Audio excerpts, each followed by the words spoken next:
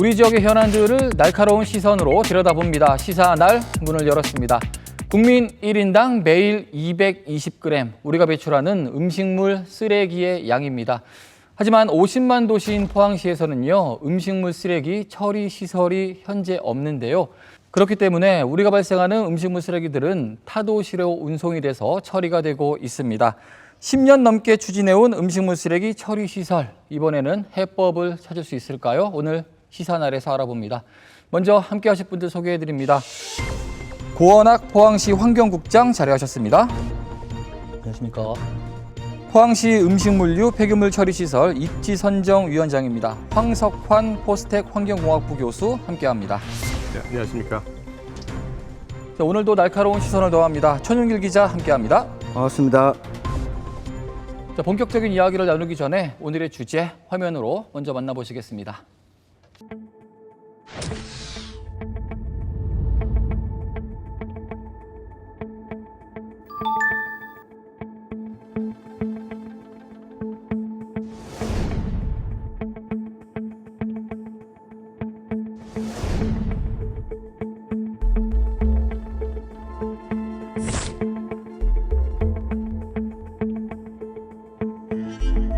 포항에서 발생한 음식물 쓰레기를 충청도까지 보내 위탁 처리하고 있습니다.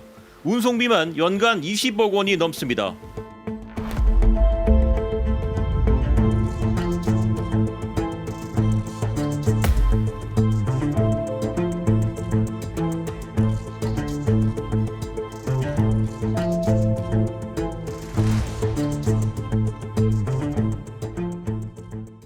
자, 사실 우리 포항은 경북 제1의 도시, 50만 도시라는 나름의 자부심이 있었습니다. 시민들 사이에서는. 그럼에도 불구하고 이 음식물 쓰레기 처리 시설이 자체적으로 없었다. 아마 다소 놀라시는 분들도 있지 않을까 싶습니다.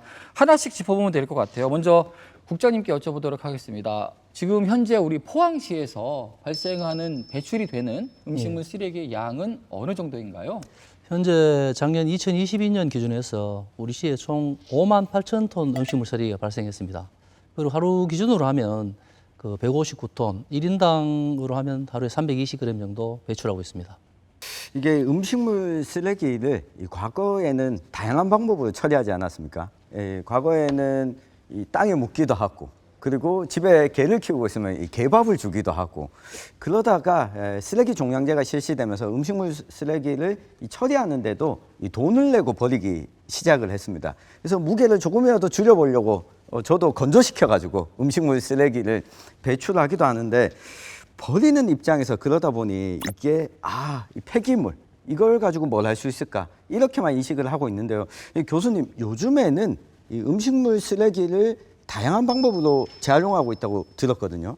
네, 맞습니다. 과거에는 이제 일종의 폐기하는 것처럼 그런 식으로 이제 폐기를 했었는데, 요즘에는 이제 뭔가 그 재활용하는, 그다음에 어떤 자원화하는 그런 쪽으로 많이 갔었습니다. 그래서 첫 번째가 이제 퇴비화하는 그런 과정. 퇴비화라는 것은 이제 음식물을 수거해서 일종의 발효 과정을 거쳐서 그 이제 식물체가 이제 생장할 수 있게 하는 그런 퇴비로 쓰는 거죠. 그다음에 이제 사료화 공정이라는 것이 있는데, 그것은 주로 이제 건조를 해서 이제 동물들이 이제 그 대체 사료로 활용할 수 있게 하는 이제 그런 과정을 거쳤습니다. 근데 그 두 가지는 포항시에도 예전에 그런 문제점이 있었는데, 은폐수라는 또 다른 그런 또 그 폐수가 흘러나오고 그 문제점이 좀 있었습니다. 그래서 요즘에는 우리나라 정부도 그렇고 그다음에 전 세계적으로도 이런 그 유기성 폐자원들은 모아서 에너지를 만드는, 그래서 바이오가스 공정을 거의 대부분 추진하는 그런 상황이 되겠습니다.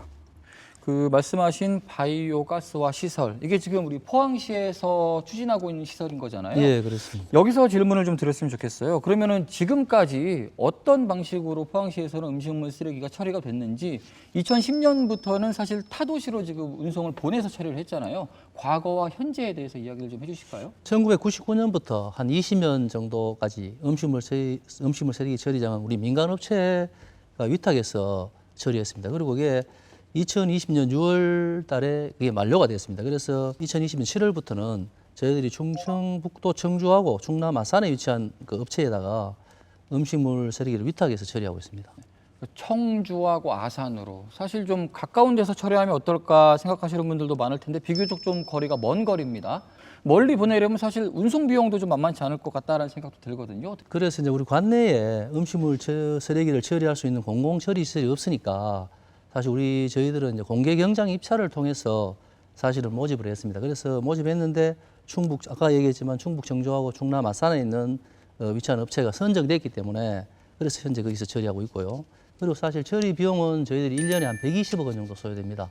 그 중에서 20억 원이 그 운송 비용에 소요되고 있다고 보면 됩니다. 얼마 전에 그 포항시 의회에서도 발언이 있었습니다. 그러니까 120억 원 중에서 운송비가 20억인데 표면적으로 나가는 돈은 20억이지만 처리해 주는 회사의 영업이익금이나 이런 부분들을 봤을 때는 3, 40억 이상 들어간다. 그러니까 매년 3, 40억 이상의 세금이 들어간다라는 발언이 있었거든요. 이에 대해서는 어떻게 생각하십니까? 네, 그러니까 추가 비용이 만약 지역 업체에서 하면 지역에 그게 돈이 돌지만 그 이윤이나 이런 게 이제 외지 업체에서 그게 들어가고 특히 이제 운송 비용 같은 경우는 안 들어도 될 게 들어가는 그런 경우가 생깁니다. 그래서 아마 그런 얘기가 나왔을 겁니다. 그러면은 120억 중에서 20억이 운송비에 더해서 영업이익금까지 한다면은 예, 그렇죠. 조금 더 많은 금액이 외지로 빠져나간다. 빠져나간다. 이렇게 보면 됩니다. 볼수 있겠습니다. 방금 국장님이 이야기하신 것처럼 이게 운송비가 추가적으로 들어가는 것도 있고 요즘 추세가 우리가 싼 거는 우리가 치우자. 이 국제적으로도 그렇고 이 국내에서도 이렇게 바뀌고 있는데요. 무엇보다도 법도 바뀌었습니다. 2022년에 이제 폐기물관리법과 이 바이오가스법이 제정되거나 개정되면서 2025년부터는 이 바이오가스 생산 목표 관리제라고 하는 게 도입될 예정입니다. 이 지자체가 자체적인 이 처리 시설이 만약에 없을 경우에는 다른 지자체에서 반입해오는 이 음식물 폐기물과 관련해서 반입 협력금을 또 내야 되고요. 그리고 자체적인 시설 계획 자체가 없으면 이 과징금도 부과할 수 있게 바뀌었습니다. 때문에 음식물 쓰레기를 바이오가스화하는 것은 우리 포항뿐만 아니라 모든 지자체가 이제 신경 써야 되는 이 정책이 됐거든요. 아까 잠시 말씀도 있었지만 사실 주민들이 가장 반대하는 이유는 이 악취와 폐수 문제 아니겠습니까? 발언을 해주셨는데 그렇다면 이 바이오가스화 시설은 악취라든지 폐수로부터 조금 자유로울 수 있는지 어느 정도인지에 대한 이야기가 좀 필요할 것 같거든요. 네, 그 많은 부분 걱정하시죠. 특히 이제 악취 부분을 걱정들 많이 하십니다. 그리고 실제로 한 2015년 정도까지 지어졌던 설비들의 사실 그런 악취 때문에 인근의 주민분들이 고생하셨던 그런 경우들이 있었기 때문에 그런 걱정하시는 거는 저는 개인적으로는 당연하다고 생각을 합니다. 그런데 이제 그 이후에 기술 개발이 많이 발전이 되어 왔기 때문에 요즘은 악취를 이제 포집한다 그러죠. 우리가 이제 어떤 냄새원을 이제 공기로 빨아들여서 포집을 하고 그것을 태우거나 혹은 물에 녹여서 수처리하듯이 처리하는 그런 과정을 거치게 되면 결국은 악취로 인한 그런 여러 가지 어려움이 없어지게 됩니다. 그리고 이제 말씀 주신 그런 수처리, 폐수처리 가장 문제가 되는 게 이제 질소가 많이 함유가 돼 있어서 그 질소 처리가 상당히 어렵다 이런 말씀들도 많이 하시는데 맞습니다. 이게 쉽지는 않은 공정인데 그 역시 요즘에는 여러 가지 그런 다양한 생물학적 처리 과정이나 또는 뭐 전기화학적 분해라든지 이런 신공정들이 많이 나와 있기 때문에 제가 말씀드린 2015년대 그때 기술들하고 지금은 전혀 뭐 상상할 수 없을 정도로 많이 그 완성도가 높아져 있기 때문에 걱정을 그렇게 안 하셔도 되겠다라고 말씀을 드리고 싶습니다. 조금 단순화시키기는 어렵겠지만 악취가 거의 없다라고 봐야 될까요? 아니면 근처에서 악취를 전혀 못 느낀다고 봐야 될까요? 악취를 못 느끼게 하는 공정이다 이렇게 보시는 게 맞는 표현인 것 같습니다. 현재 준비하고 있는 시설이 그런 시설이다. 네. 이렇게 이해하면 될 것 같고요. 사실 이 음식물 쓰레기 처리 시설이 이번이 처음이 아니었잖아요. 특히 2019년도에 공모 사업이 있었던 걸로 알고 있는데요. 실패를 했었습니다. 그때 당시에 국장님. 예. 그러니까 왜 실패를 했었는지 어떻게 판단하고 계시고 또 그때 당시에는 어떤 추진 과정이 있었었는지 그 이야기를 좀 들어볼까요? 예, 그때도 저희들이 2019년 7월에 사실 공모를 이제 접수를 받았고, 그리고 당시에 4개 후보지가 있었습니다. 그래서 이제 거기에 대한 입지 타당성 조사까지 완료했습니다만은 당시 후보지별로 전체적으로 이제 주민들의 민원이 거세게 반발이 아주 심했습니다. 심해서 사실 입지선정위원회에서 그 주민 수용성하고 그다음에 주민 지원 사업을 더 이제 보완한 후에 그 재추진하는 것으로 사실 결정이 됐습니다. 그래서 그렇게 연기가 되는 겁니다. 네. 근데 이게 2019년에 실패했을 때도 예, 그랬고요. 이 비판적으로 보는 시각들도 많습니다. 2020년 6월에 이 민간업체와 계약 종료가 이미 예견돼 있었는데 선정하고 짓는 데만 해도 한 4, 5년 정도 걸리는데 미리 좀 준비했어야 되는 거 아니냐 이런 비판도 있거든요. 제가 공교롭게도 추진했던 연도를 보니까 2019년, 23년 이렇게 놓고 보면 지방선거가 끝난 직후입니다. 그러니까 2019년에 실패했더라도 2020년, 21년에 좀 준비를 했더라면 하는 좀 아쉬움이 남는데요. 이 포항시가 민원을 좀 우려해서 대응 자체를 좀 소홀히 한 거 아니냐 이런 비판에 대해서는 어떻게 보십니까? 예, 안 그래도 저희들이 그 2020년 6월에 이제 이게 영산만 산업이죠. 거기하고 이제 계약 만료를 대비해서 사실은 우리 2014년부터 음식물 처리 시설을 이제 위해서 처리 방법이 어떤 걸 할 건지 아니면은 기존 시설을 재활용할 것인지 신규 시설을 새로 만들 것인지에 대한 계속 이제 그 확보 등을 다각적으로 사실 검토를 했습니다. 2018년도에 이 부분에 최종 의회하고 전부 다 협의해서 신규 시설을 설치하자 이런 걸 최종 결정이 났고요. 사실 환경 기초 시설을 만드는데 주민 수용성이 무엇보다 사실 중요합니다. 그래서 저희들은 이제 시에서 주민 수용성 확보를 위해서 이제 조례를 2차례나 개정하고 제도적 보완을 마련하는 등 우리 시에서도 이제까지 이제 물론 그게 단실에 되는 게 아니거든요. 꾸준하게 노력하고 있다는 말씀을 드리겠습니다. 네. 사실 혐오 시설이라는 인식이 강한 거는 사실입니다. 그래서 이게 쉽게 주민들 입장에서는 받아들이기 어려운 부분도 우리가 어느 정도는 이해를 분명히 해야 되는데요. 하지만 그럼에도 불구하고 타 지역의 경우에는 잘 정착한 경우도 분명히 있거든요. 네. 어떤 경우들이 있는지 천일 기자가 좀 짚어주실까요? 네, 제가 살펴보면서 한 3가지 사례들을 좀 꼽아봤는데요. 일단 지역은 작지만 이 강원도 정선에서 강원랜드가 있죠. 이 강원랜드 자체적으로 음식물 쓰레기를 친환경 공법으로 좀 처리하는 이 시설을 도입을 했습니다. 이 친환경 퇴비로 이용하는 쪽으로 활용을 했는데요. 이 작은 지역 같은 경우에는 이런 사례들 자체적으로 내부에 음식물 쓰레기를 처리하는 시설을 갖추는 것도 어찌 보면 이 포항도 50만 도시인데 한 곳에서 다 처리하려고 하는 이 큰 시설을 좀 지으려고 하다 보니까 아무래도 이게 주민 수용성 문제가 있지 않냐. 작은 곳에 작게 여러 개를 짓는 것도 하나의 검토할 만한 이 방안이 아닐까 싶고요. 최근에 많이 꼽히는 게 이 경기도 하남시에 있는 유니온파크. 그러니까 음식물 쓰레기 처리 시설은 지하에 다 있고 지상에는 시민들이 휴식을 취하거나 놀 수 있는 공간을 마련해서 사실 처음 방문하는 분들은 이곳 지하에 음식물 쓰레기 처리 시설이 있는 것 자체를 모르는 경우가 많다 보니까 지역 주민들도 여기에 대해서 크게 반발하는 것이 아니라 오히려 관광 자원으로 좀 만들었다 이런 평가도 있습니다.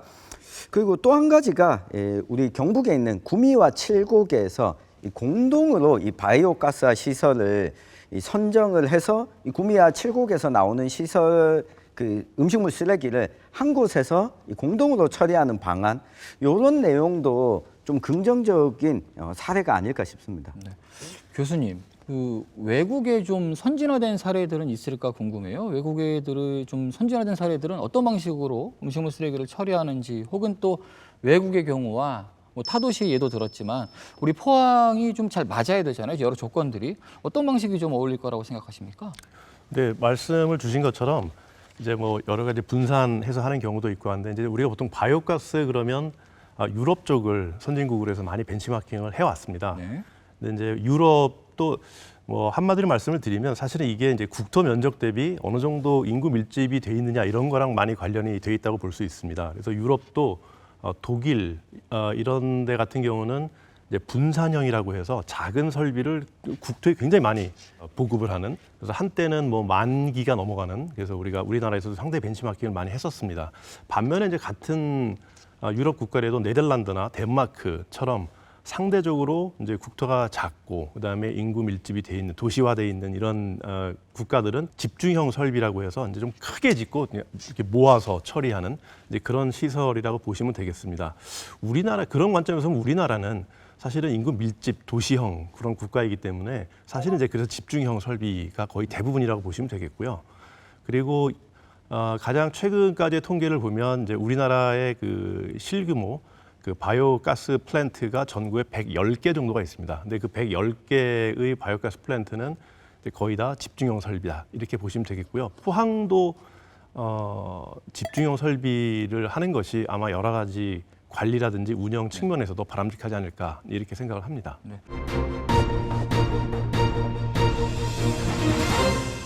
앞서서 최능규 기자가 다른 지역의 여러 좀 좋은 사례들을 좀 짚어주셨어요. 보니까 저의 경우도 이제 본가가 하남이라서 그 유니온파크를 자주 갑니다. 그러니까 길 하나 두고 아파트 시설이 있고요. 바로 대형마트도 있고. 그러니까 오히려 사람들이 공기가 좋아서 산책하러 나오는 공원으로도 많이 알고 있는데 그러면은 포항시에서도 궁금해요. 이곳 같은 경우는 지하화되어 있는 시설이거든요. 현재 포항에서는 바이오가스화 사업을 어떤 방식으로 어떻게 지어지는 건가요? 저희 시에서도 현재 90% 정도가 지하화됩니다. 되고 그 일부만 바깥으로 나와 있는 그런 현상이기 때문에 실제로 뭐 지하화 완전히 됐다고 생각하면 맞을 것 같습니다. 그리고 시설도 지금 그 최신 공법으로 지어지기 때문에 아마 그 하남에 있는 그 수준보다도 더 앞서지 않을까 그래 보고 있습니다.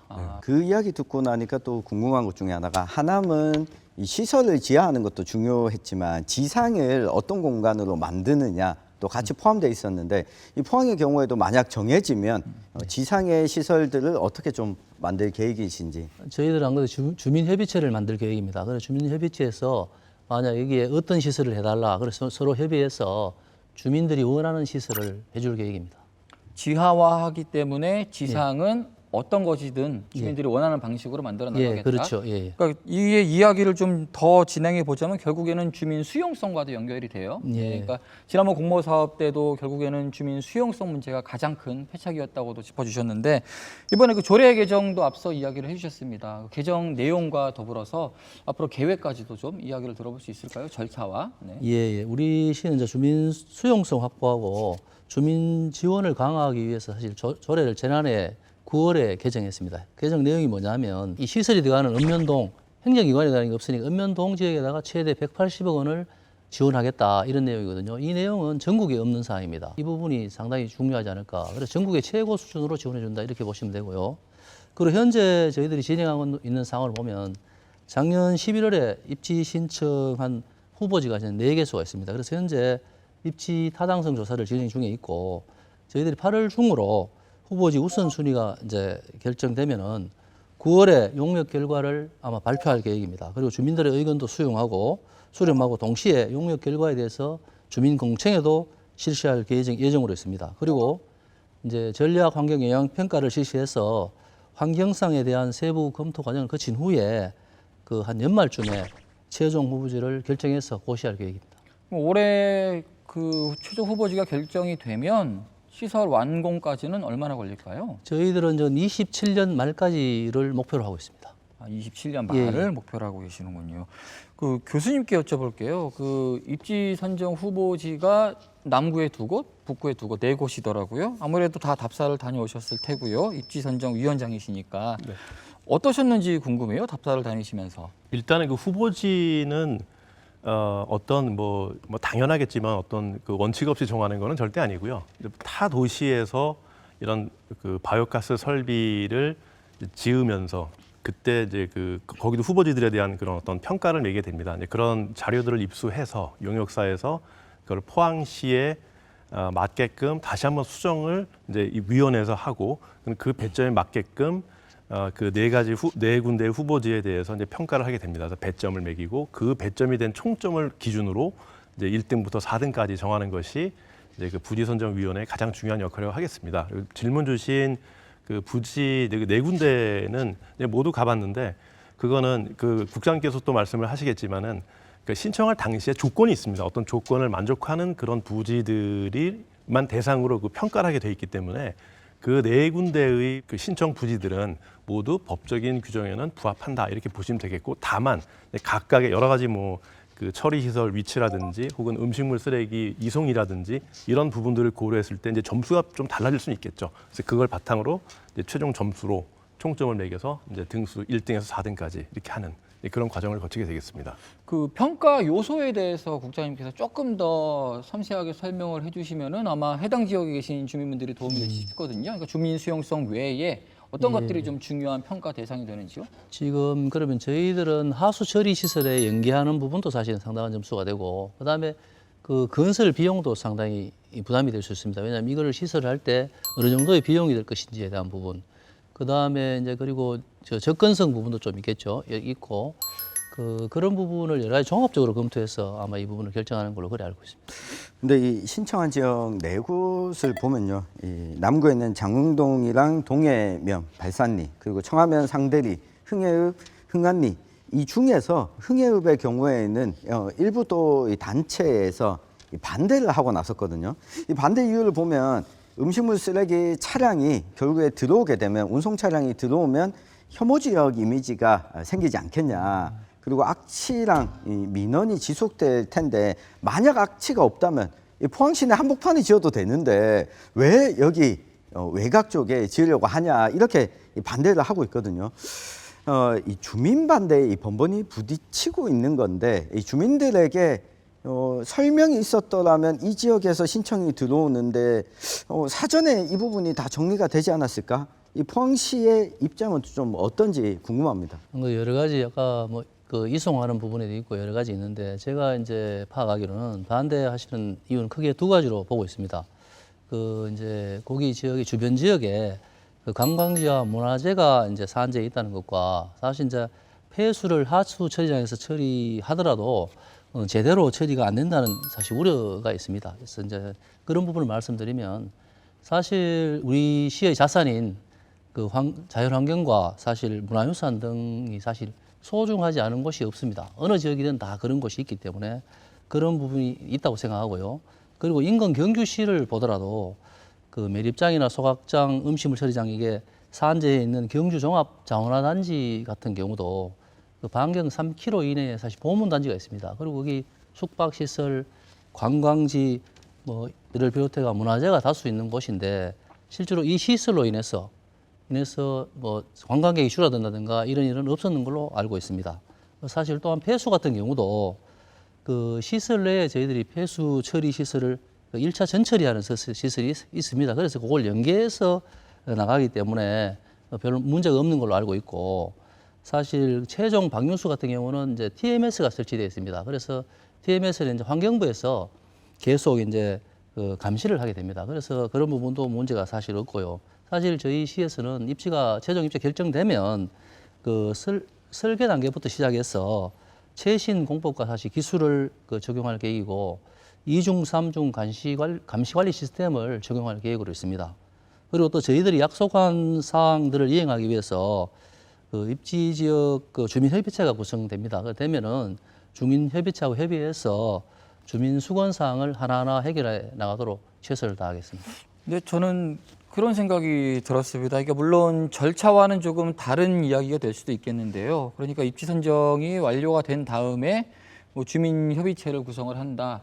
그런데 사실 우리 지역에서 살고 있는 우리 지역민들의 이야기잖아요. 그러면은 지금부터도 혹은 이전부터도 주민들에게 지금 논리적으로 괜찮아 보이는 이 시설들을 조금 더 잘 알려주려는 노력과 대화 혹은 설명회들을 좀 미리 하거나 지금부터라도 할 수 있지는 않을까라는 생각은 좀 들거든요. 어떨까요? 예, 저희들도 이제 주민협의체를 구성하는 부분은 최종 입지에서 입지가 결정된 상태에서 하는 것이 맞을 것 같고요. 지금은 설명은 계속 저희들이 설명이라든지 주민들의 공청회 같은 것도 계속 진행하고, 그러고 그 주민들이 원하면은 선진 시설을 견학할 수 있도록 저희들이 차량하고 다 지원해서 계속 안내를 해주고 있는 상황입니다. 이 주민들에게 이만큼의 지원을 하는데, 이 주민들 입장에서 실제 피부에 와닿는 지원의 방식이 어떻게 이루어지는지, 그리고 이 약속이 앞으로 계속 유효할지, 이 부분에 대해서 많이 궁금해하실 것 같습니다.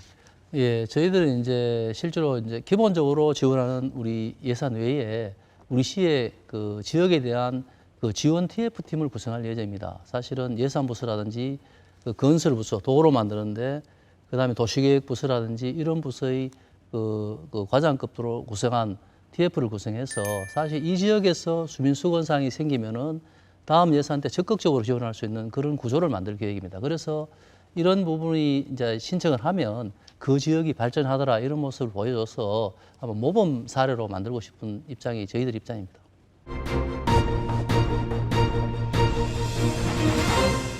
자, 10년을 미뤄왔던 숙제입니다. 포항시 음식물 쓰레기 처리 시설.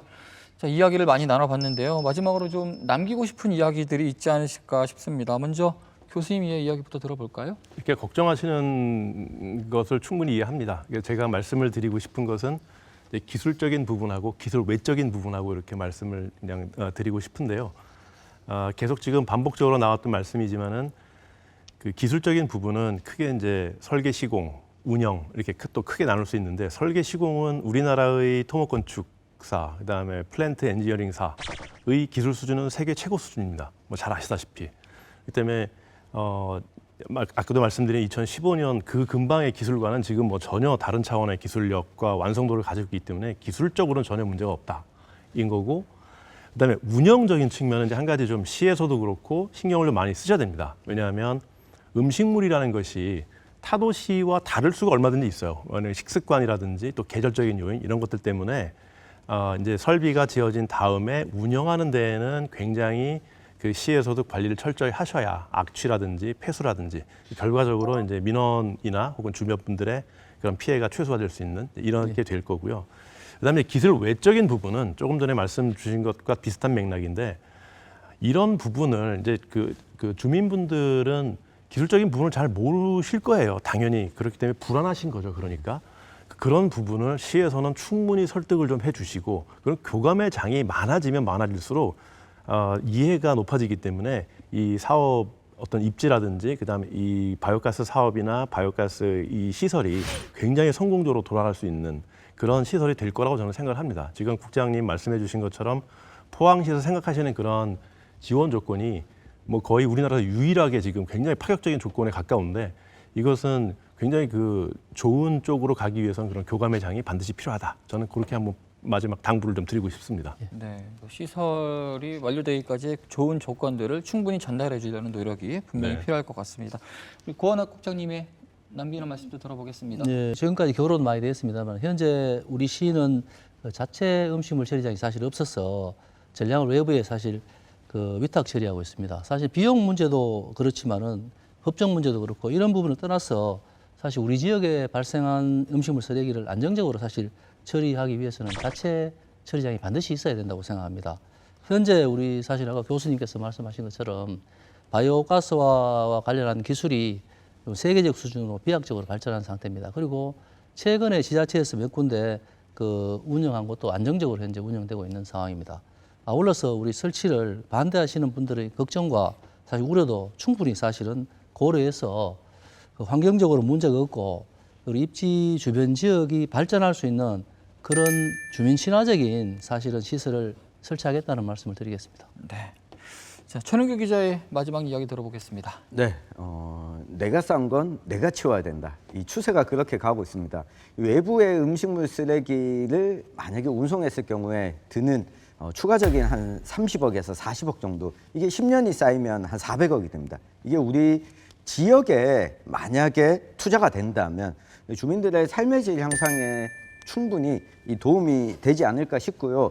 덧붙여서 이 포항시에는 교수님 이야기처럼 이번에 음식물 쓰레기 처리 시설을 어떻게 만드느냐가 앞으로 음식물 쓰레기뿐만 아니라 다른 생활 폐기물도 점점 그 지역에서 나온 것은 그 지역에서 처리하는 방향으로 갈 수밖에 없습니다. 그래야 그 다음에도 이 부지를 선정하는데 갈등이 줄어들 수 있거든요. 이 포항시가 이 포항 주민들에게 더 많이 찾아가는 모습을 좀 기대해 보겠습니다. 오늘 긴 얘기하면서 두 가지 정도는 공감을 다 하신 것 같아요. 그러니까 우리 포항시의 음식물 쓰레기 처리 시설이 필요하다는 점, 이 부분과 함께 이것을 만들기까지는 주민들을 반드시 설득해야 된다는 점, 이 부분은 많은 분들이 또 공감하고 있는 것 같습니다. 정말 그런 것 같습니다. 주민들을 설득하지 못한 시설은 환영받지 못할 수 있다는 거 기억해 주시면 좋을 것 같고요. 더불어서 우리 지역에서 나오는 우리들의 음식물 쓰레기입니다. 여러분들의 많은 관심도 부탁드리겠습니다. 오늘 시사날은 여기서 마치도록 합니다. 함께해 주신 여러분 고맙습니다.